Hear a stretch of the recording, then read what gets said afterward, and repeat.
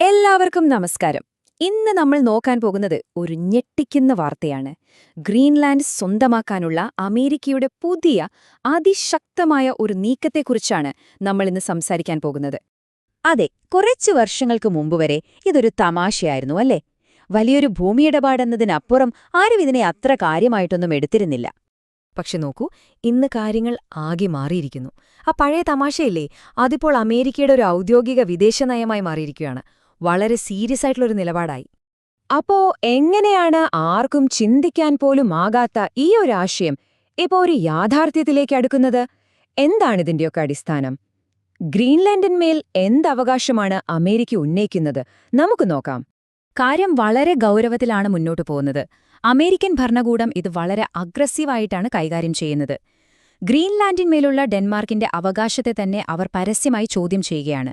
അതിനെ വെറുമൊരു കോളനി എന്ന് വിളിച്ചുകൊണ്ടാണ് ഈ നീക്കം. സത്യം പറഞ്ഞാല് ഇതൊരു പുതിയ കളിയൊന്നുമല്ല.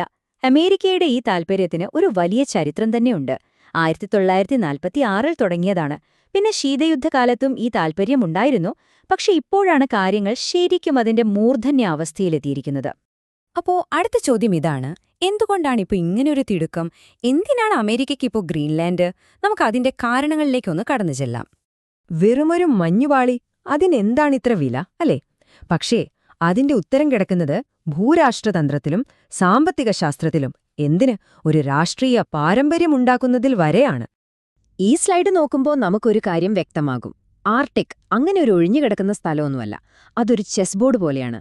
ലോകത്തിലെ വൻ ശക്തികളായ റഷ്യയും ചൈനയും അമേരിക്കയുമെല്ലാം കരുക്കൾ നീക്കുന്ന ഒരു പോർക്കളമായി അത് മാറിയിരിക്കുകയാണ്. 43 ഒന്ന് ഓർത്തുനോക്കൂ. അമേരിക്കയുടെ ദേശീയ സുരക്ഷയ്ക്കും സാമ്പത്തിക ഭദ്രതയ്ക്കും അത്യാവശ്യമെന്ന് അവർ കരുതുന്ന 50 നിർണായക ധാതുക്കളിൽ 43 എണ്ണവും ഗ്രീൻലാൻഡിലെ ഈ മഞ്ഞുപാളികൾക്കടിയിലുണ്ട്. അപ്പോ അതിന്റെ പ്രാധാന്യം ഊഹിക്കാമല്ലോ. ഈ ധാതുക്കളും സൈനിക തന്ത്രങ്ങളും മാത്രമല്ല കാര്യം. ഇതിനു പിന്നിൽ ശക്തമായ ഒരു രാഷ്ട്രീയ ലക്ഷ്യം കൂടിയുണ്ടെന്നാണ് വിദഗ്ധർ ചൂണ്ടിക്കാണിക്കുന്നത്.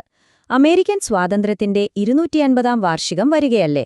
ആ സമയത്ത് അമേരിക്കയുടെ ഭൂപടം വികസിപ്പിക്കുക എന്നത് ഒരു ചരിത്രനേട്ടമായിരിക്കും. ഒരു പൈതൃക പദ്ധതി എന്നൊക്കെ പറയാം. അപ്പോ കാര്യങ്ങൾ ഇത്രയും സങ്കീർണമായിരിക്കുമ്പോൾ അടുത്ത ചോദ്യം സ്വാഭാവികമാണ്: അമേരിക്ക ഇത് എങ്ങനെ നേടിയെടുക്കും? എന്താണ് അവരുടെ പ്ലാൻ?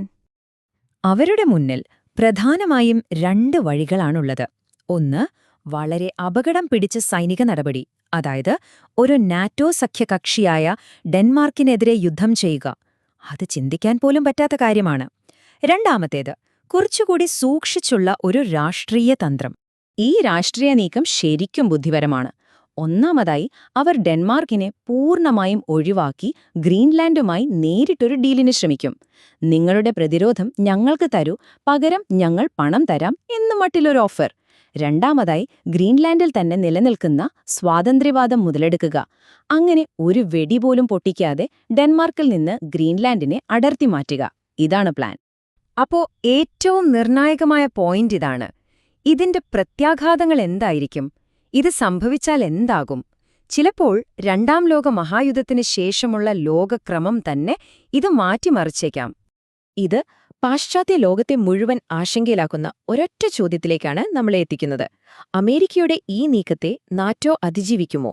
ആ ചോദ്യത്തിന് നാറ്റോയുടെ സ്ഥാപക അംഗങ്ങളിൽ ഒന്നായ ഡെൻമാർക്കിൽ നിന്നുള്ള ഉത്തരം വളരെ വ്യക്തമാണ്. ഒരു സംശയത്തിനും അതിലിടയില്ല. ഇതിന്റെ പ്രത്യാഘാതങ്ങൾ ശരിക്കും ഞെട്ടിക്കുന്നതാണ്. ഒന്ന് ആലോചിച്ചു നോക്കൂ. ദശാബ്ദങ്ങളായി യൂറോപ്പിൽ സമാധാനം നിലനിർത്തിയിരുന്ന നാറ്റോ സഖ്യത്തിന്റെ അടിത്തറ തന്നെ ഇളകും. അമേരിക്ക നൽകുന്ന സുരക്ഷാ ഉറപ്പിലുള്ള വിശ്വാസം എന്നേക്കുമായി നഷ്ടപ്പെടും. ഇത് ഒരുപക്ഷേ നമ്മൾ ഇന്നറിയുന്ന അന്താരാഷ്ട്ര നിയമങ്ങളുടെ അവസാനത്തിന് വരെ കാരണമായേക്കാം. അവസാനമായി, അമേരിക്കൻ ഭരണകൂടത്തിന്റെ ഉള്ളിൽ നിന്ന് തന്നെയുള്ള ഈയൊരു വാചകം നമ്മളെ ശരിക്കും ചിന്തിപ്പിക്കും. അന്താരാഷ്ട്ര ബന്ധങ്ങളുടെ പുതിയ യാഥാർത്ഥ്യം എന്താണെന്ന് ഒരുപക്ഷേ ഈ വാക്കുകൾ പറഞ്ഞുതരുന്നുണ്ടാവാം. നമ്മൾ ജീവിക്കുന്നത് ശക്തിയും അധികാരവും ഭരിക്കുന്ന ഒരു ലോകത്താണ്.